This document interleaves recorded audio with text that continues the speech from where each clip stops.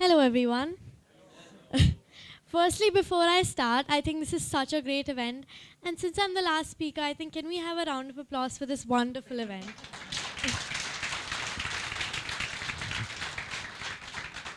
Thank you. So, we all are here today to talk and hear about thinking about the box. And I want to share my journey and my viewpoint and how I made it through everything in this generation. Now I know I'm only 12 years old, so many of you will think I have no experience. And even if I do, it's not valuable to all of you because you have gone through more. I just want to say that my age is just a number, and experiences are experiences no matter what. And you get to learn something new from each new experience. So here I am, a 12-year-old girl, to share my journey and how I made it. So it all started in my early years. I mean, I'm still growing up. My life just started, I mean. But when I was in second grade, I came to this false belief that others did things better than I did. I'm not quite sure what flipped that switch, but once it was flipped, once it was turned on, I had the realization that I could do anything and be anyone I wanted to. I realized that you can convince yourself of literally anything, no matter what anyone tells you. But I don't think many of us put this in use in a positive way often enough. Here's what I mean. If you think you're sad, you'll be sad. If you think you're mad, you'll be mad. The more you reinforce negative things about yourself, the more of a reality that will become. And I know I sound really negative, but hey, here's the good news. It works both ways. On the flip side, if you think you're confident, you are confident. If you think you're fun, you'll be the life and soul of the party. When I realized that, I became passionate and found my true love, writing. And so I wrote because it made me happy, and I woke up from within every time I wrote something. And so I thought, what could I do to make a difference with my writing? What could I do which would be something new? And I went around and asked my teachers and relatives, and all I heard was I was too young to think about making a difference. But luckily, my parents told me to just do it. Side note, which is also why I love Nike a lot, but really, I asked myself, why should I wait for so many years till I'm 20 or so and so years old? I mean, I'm not disrespecting any of you here, but why should I wait for so many years to follow my passion and to make a difference? Why not now? And when I realized that, I started writing in my diary every day. Only to find, after 2 months, I had written a book which I wanted to publish. I was all excited that I did it. I did what I loved. And now my work would be out there for everyone to see. I made it. But little did I know, picture abhi baki thi.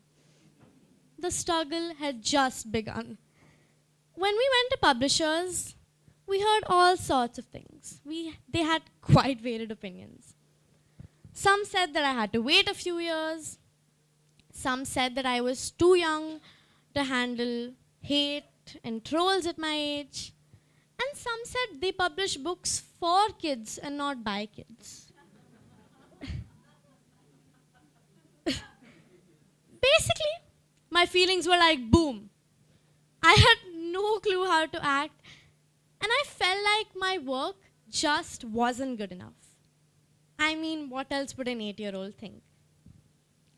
We were still on the lookout when Patridge Publishing House contacted us, and now you can find my book Simran's Diary on Amazon.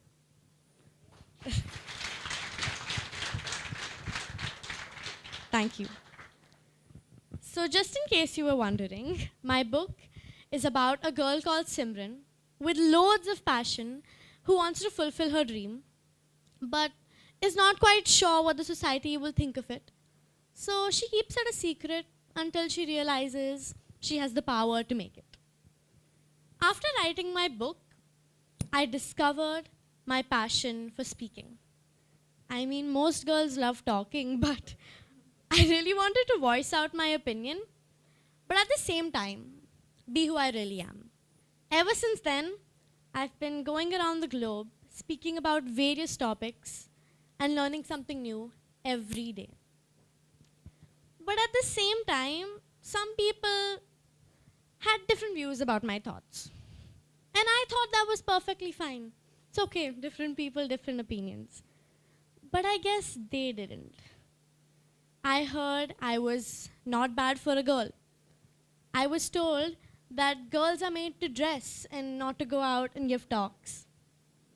And I was often put up on the spot when I was on stage and to check if it was really me who wrote my book and all my talks. Hopefully the world is changing. But even today, I am told I am spoiling my childhood. I am told I should go out in the sun and play like every other kid does. Let me tell all of you that doing what I love and following my passion at an early age doesn't change who I am. Believe me, you can ask my mother and all my friends. I'm just any other girl who cycles, plays hide and seek, dabba I spice, and runs around the corridors with her friends. I just want to take life as it comes and keep discovering new things about myself every day.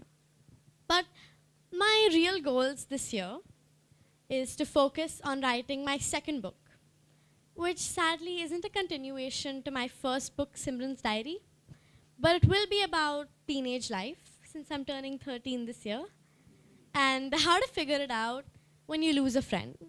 And it seems all chirpy, but it'll get a little mysterious.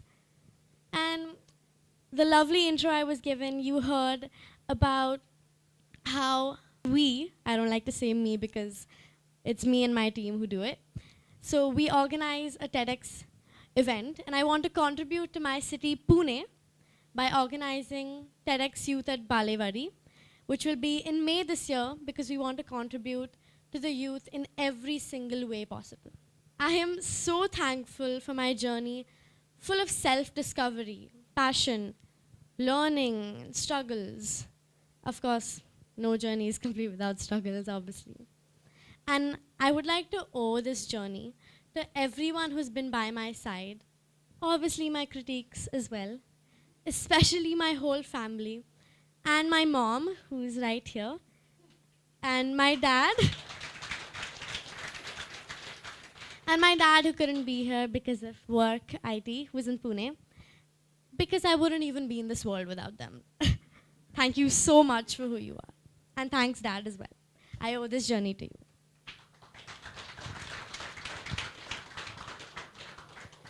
I would like to tell something to all of you, which I've learned slowly in my journey of 12, or I guess 5 years, or whatever it is, a small journey. But I've learned that to the naked eye, you look great. You look perfect. But under the microscope, we all are a little flawed. But here's a little secret. No one is looking through that microscope but you. And my message to every single girl in this room would be to always remember you are braver than you believe, stronger than you seem, smarter than you think, and twice as beautiful as you'd ever imagined. My best life advice. Thank you. My best life advice, even though I've not completed my life yet, I'm just exploring. But from my perspective, the best life advice would be, whenever something goes wrong in your life, just yell, plot twist, and move on. I would like to conclude with this quote by Conor Franta, which I think will leave you all thinking. We need to trust the unknown, throw our cards in the air, and deal with wherever they fall. Thank you so much.